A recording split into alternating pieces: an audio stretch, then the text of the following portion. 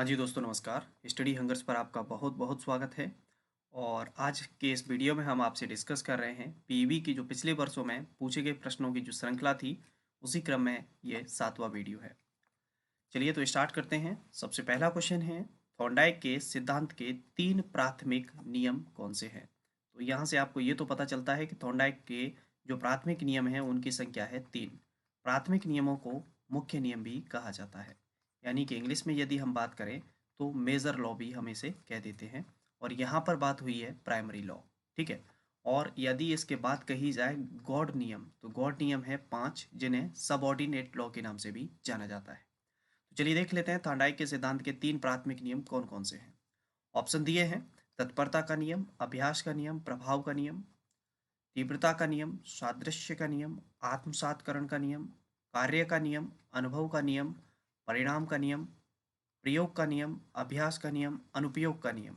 तो यहाँ पर जो सटीक आंसर है वो है पहला, यानी कि थॉर्नडाइक के 3 प्राथमिक नियम हैं, तत्परता का नियम, अभ्यास का नियम और प्रभाव का नियम। अगर हम किसी कार्य को करने के लिए तैयार हैं तो हम उस कार्य को तुरंत सीख जाते हैं, तत्परता का नियम यह कहता है। अभ्यास का नियम यह कहता है कि किसी भी कार्य को बार बार प्रयास करने से हम उस कार्य में अन्य लोगों की अपेक्षा अधिक निपुण हो जाते हैं। और प्रभाव का नियम हमसे ये कहता है कि अगर हम उसी कार्य को करना पसंद करते हैं जिस कार्य में हमें अच्छा लगता है या सुख की अनुभूति होती है, इस वजह से इसे संतोष और असंतोष का नियम भी कहा जाता है, ठीक है। और हम उस कार्य को करना पसंद नहीं करते जिससे हमें कष्ट हो। तो ये 3 नियम हैं इसके थॉर्नडाइक के, ठीक है, प्राथमिक नियम। अगला क्वेश्चन है, बच्चे अपने में क्या विकसित करते हैं जब वह अपनी मानसिक क्रियाओं से अवगत होते हैं? अधिभाषाई क्षमताएं, अधिसंज्ञान, अधिजागरूकता, कायांतरण। तो इसका आंसर हो जाएगा सेकंड, मेटा कॉग्निशन। देखिए, जब भी बात आए कॉग्निशन या संज्ञान, इसका अर्थ सीधा सीधा निकलता है मानसिकता से, यानी कि मेंटली। तो आपको पता भी होगा यहाँ पर कि संज्ञानात्मक विकास का सिद्धांत जो दिया था वो भी जीन पियाजे ने बताया था, ठीक है। आप मुझे कमेंट बॉक्स के माध्यम से बताएंगे कि जीन पियाजे ने अपनी जो संज्ञानात्मक विकास का सिद्धांत था इसमें कितनी अवस्थाएं बताई थी, ठीक है। ये कमेंट के माध्यम से मुझे जरूर बताएं। तो यहाँ पर ये बात कर रहे हैं कि मानसिक प्रक्रिया, तो मानसिक यानी कि मेंटल प्रोसेस की बात हुई है, तो मेंटल प्रोसेस सीधी कनेक्टेड होती है अधिसंज्ञान यानी कि मेटाकॉग्निशन से, ठीक है। तो इसका आंसर हो जाएगा सेकंड, सही आंसर।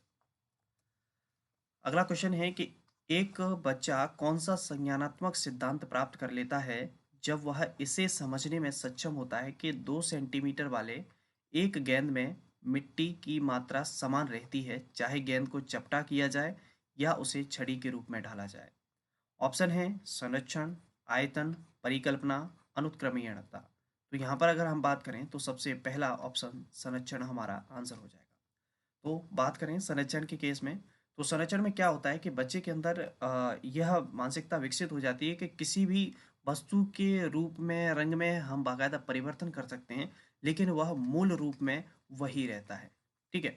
तो ये बात हो रही है संरक्षण की। तो ये क्या है कि इसके आकार, आकृति कुछ भी परिवर्तन कर सकते हैं। एक एक बर्तन से दूसरे बर्तन में आप उसे चेंज कर सकते हैं, कुछ भी कर दीजिए, लेकिन उसकी मूल राशि जो है उससे आपको कोई भी छेड़खानी नहीं करनी है, ठीक है।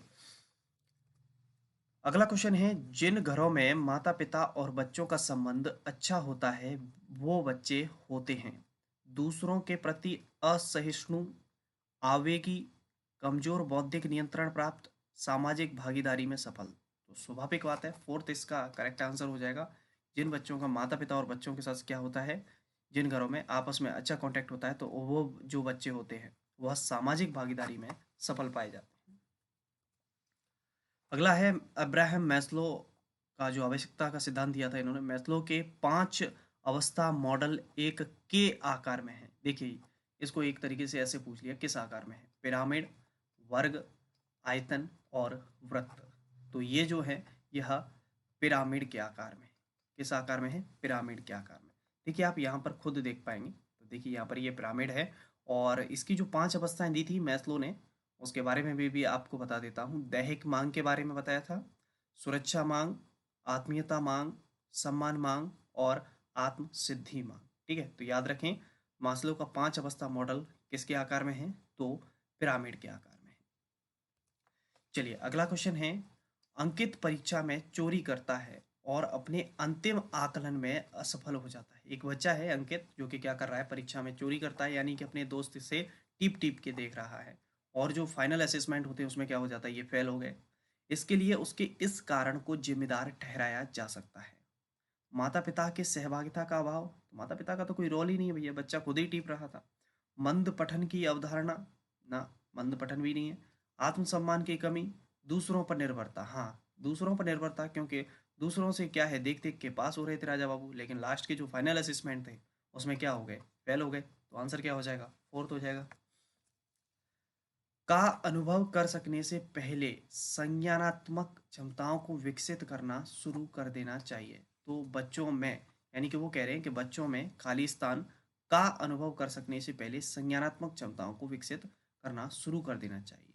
डर, झिझक, गुस्सा, घृणा, तो झिझक हो जाएगा, स्वाभाविक बात है। बच्चे एम्ब्रेस फील करें या झिझक महसूस करें, उससे पहले आपको बच्चे को नॉलेज देना चालू कर देना चाहिए, जिससे कि उसके मस्तिष्क का सही तरीके से विकास हो सके और उसे ज़्यादा से ज़्यादा चीज़ों की जानकारी हो सके।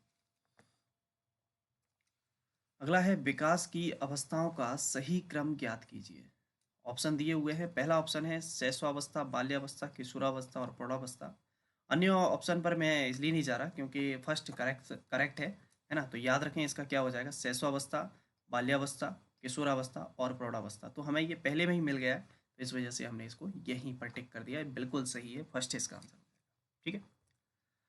अगला है, किशोर अपराधी के उपचारात्मक उपाय हैं। अगर कोई बच्चा अपराधी है और वो क्या है कि 18 वर्ष से कम का है, तो ऐसे बच्चे के लिए हमें क्या करना चाहिए। कठोर अनुशासन बनाए रखना, पुनर्वास और सुधार कार्यक्रम, पृथक उपचार, कठोर दंड। तो बिल्कुल जो बच्चे आ, मतलब 18 वर्ष से कम के होते हैं, किशोर अपराधी होते हैं, उनको रिहेबिलिटेशन और करेक्शन प्रोग्राम्स में रखा जाता है, यानी कि पुनर्वास और सुधार कार्यक्रम।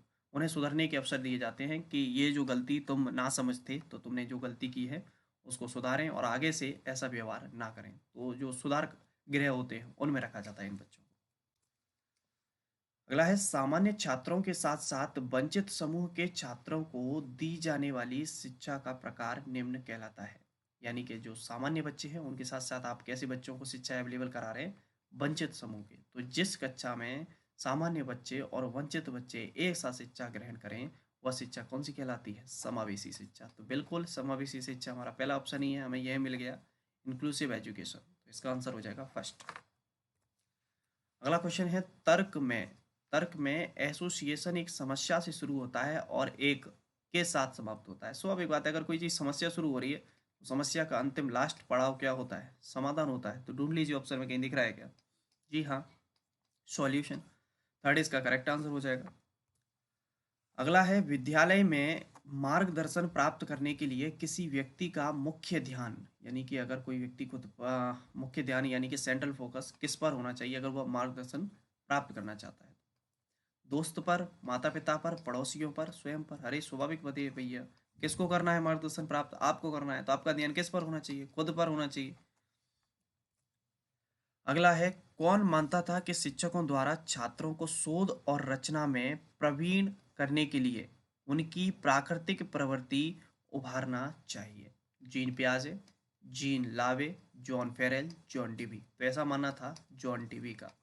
जॉन डिवी ने ही बताया था किसके बारे में, प्रोग्रेसिव एजुकेशन के बारे में, यानी कि प्रगतिशील शिक्षा के बारे में। ठीक, चलिए, तो आप मुझे कमेंट के माध्यम से एक और सवाल का जवाब देंगे, प्रोजेक्ट प्रणाली किसने बताई। ठीक है, प्रोजेक्ट प्रणाली के जन्मदाता कौन है। अगला क्वेश्चन है, सभी बच्चों में सार्वभौमिक रूप से पाई जाने वाली भाषा अर्जन विधि लैंग्वेज एक्विजिशन डिवाइस की अवधारणा किसने प्रस्तुत की। जीन ब्याजे, B F Skinner, E L Thorndike और नॉम चॉम्स्की। तो जब भी भाषा की बात आती है तो भाषा विकास का सिद्धांत किसने दिया है, नॉम चॉम्स्की ने। और ज़्यादातर भाषा के केस में जब भी बात होती है तो नॉम चॉम्स्की का ही नाम याद किया जाता है। इसका आंसर हो जाएगा डी, आई फोर्थ, नॉम चॉम्स्की। अगला क्वेश्चन है, सामग्री को आसान बनाने के लिए प्रस्तुत करने के नियमों को कहा जाता है। शिक्षण की विधि, शिक्षण रणनीतियाँ, शिक्षण के सूत्र, शिक्षण की तकनीकें। तो सामग्री को जो आसान बनाने के लिए प्रस्तुत करने के जो नियम होते हैं वो कहलाते हैं शिक्षण के सूत्र। सरल से कठिन की ओर, ज्ञात से अज्ञात की ओर, पढ़े होंगे आप लोगों ने। चलिए, तो ये थे हमारे कुछ क्वेश्चंस जिसको हमने आपसे डिस्कस किया। वीडियो पसंद आया हो तो वीडियो को लाइक कर दीजिए, दोस्तों के साथ शेयर कर दीजिए और चैनल पर नए हो तो सब्सक्राइब कर दीजिए। चलिए मुलाकात होगी अगली वीडियो में, तब तक आप अपना ख्याल रखें। जय हिंद, जय भारत।